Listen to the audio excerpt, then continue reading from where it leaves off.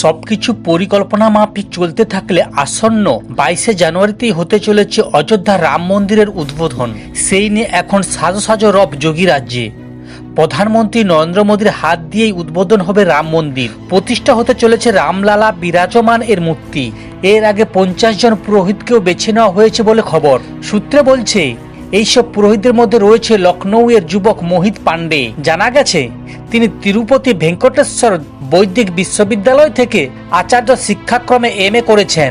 রাম মন্দিরে পুরোহিতের পদে নিযুক্ত হওয়া এত সহজ কাজ নয়। 3000 পুরোহিতের মধ্যে থেকে ছাঁকনি দিয়ে ছেঁকে নেওয়া হয়েছে মোট 50 জন পুরোহিতকে, যার মধ্যে মোহিত একজন। নিয়োগের আগে 6 মাসের প্রশিক্ষণ নিতে হয়েছে তাকে। রাম মন্দিরে পুজোর প্রশিক্ষণের পাশাপাশি PhD করারও প্রস্তুতি নিচ্ছেন তিনি।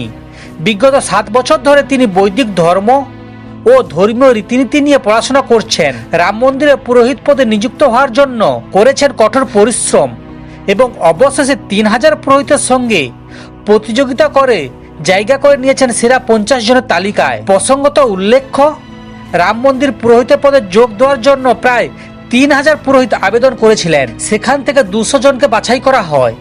এরপর সেই 200 জনের ইন্টারভিউ নেওয়া হয় এবং সেটা 50 জনকে বেছে নেওয়া হয়। এখানেই শেষ নয়, এই 50 জনের মধ্যে থেকে খুঁজে বের করা হবে সেরা 20 জনকে।